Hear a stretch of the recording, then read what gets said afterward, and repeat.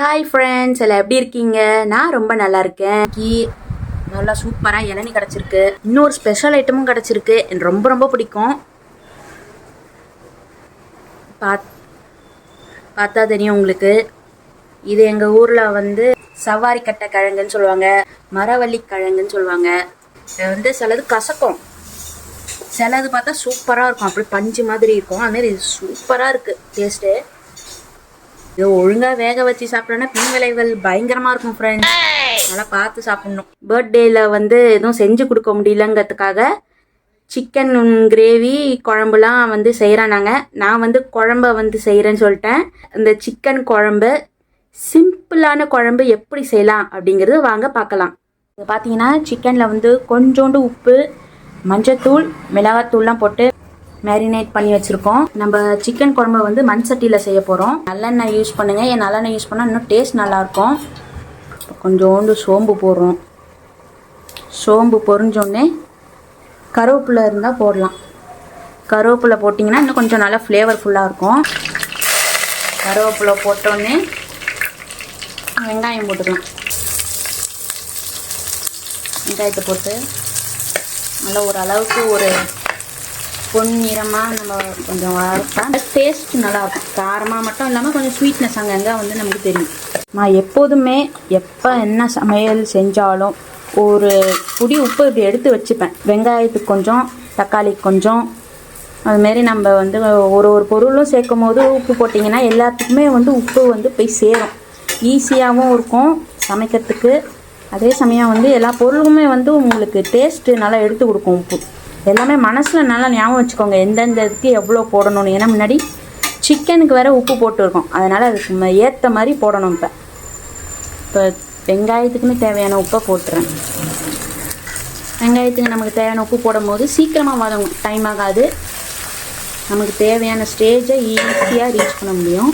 Pinkish கலரில் நமக்கு வந்து வெங்காயம் மாறிடுச்சு அப்படின்னா இஞ்சி பூண்டு பேஸ்ட்டை போடணும். இந்த பேஸ்ட்டு இந்த ஒரு 1.5 ஸ்பூன் போடுறோம். இப்போ இந்த ஸ்டேஜில் தக்காளி அரைச்சி சேர்த்துக்க போகிறேன். 2 தக்காளியை அரைச்சி சேர்த்திங்கன்னா கொஞ்சம் கிரேவியோட திக்னஸ் நல்லாயிருக்கும். முழுசாக சேர்த்திங்கன்னா சீக்கிரமாக வதங்காது, கொஞ்சம் லேட்டாகும். இதனா டக்குன்னு வந்து முடிஞ்சிடும். இந்த சைஸில் வெங்காயம் இருந்ததுனால நான் ஒரு 6 கிட்ட போட்டேன். நீங்கள் கொஞ்சம் பெருசாக எடுக்கிறீங்கன்னா 2 வெங்காயமே போதும். இதுமாதிரி தக்காளியும் வந்து கொஞ்சம் சின்ன சைஸ்னால 2 தக்காளி போட்டேன் நான். இப்போ கொஞ்சோண்டு தக்காளிக்கு தேவையான உப்பை போட்டுக்கிறேன். தண்ணியெல்லாம் கொஞ்சம் போயிடுச்சு. இப்போ நம்ம சிக்கனை ஆட் பண்ண போகிறோம்.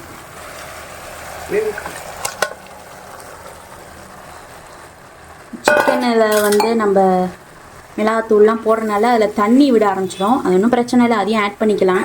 இப்போ நம்ம சிக்கனுக்கு தேவையான உப்பையும் இப்போ போட்டிருக்கோம். இப்போ வந்து 1 ஸ்பூன் ஃபுல்லாக வந்து நம்ம ஒரு மிளகாத்தூள் போட்டுக்கிறோம். இது வந்து குழம்புக்கு தேவையான மிளகாத்தூள். 1 டம்ளர் தண்ணி ஊற்றிக்கிறேன். இப்போ நம்ம கொதிக்கும் போது கொஞ்சம் நேரம் வந்து தட்டை போட்டு மூடிடலாம். இப்போ நம்ம குழம்பு நல்லா கொதிக்குது.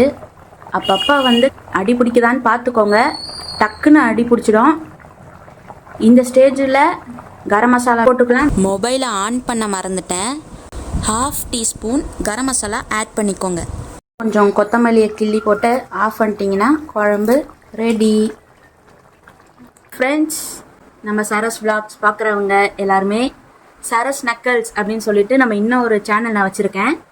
அதையும் போய் பாருங்கள். அது ஃபுல்லாகவே வந்து காமெடி தான்.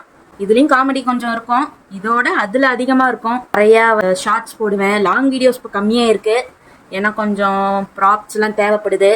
அதனால் கூடிய சீக்கிரம் இன்னும் அதுலேயும் நிறைய லாங் வீடியோஸ்லாம் வரும், பாருங்கள். ஸோ ஃப்ரெண்ட்ஸ், சிக்கன் குழம்புலாம் செஞ்சு பார்த்து எப்படி இருக்குது டேஸ்ட் அப்படின்னு செஞ்சு சொல்லுங்கள். வீடியோ பிடிச்சிருக்கோன்னு நினைக்கிறேன். சப்ஸ்கிரைப் பண்ணிவிடுங்க. நெக்ஸ்ட் வீடியோவில் பார்க்கலாம். அது வரைக்கும் பாய்.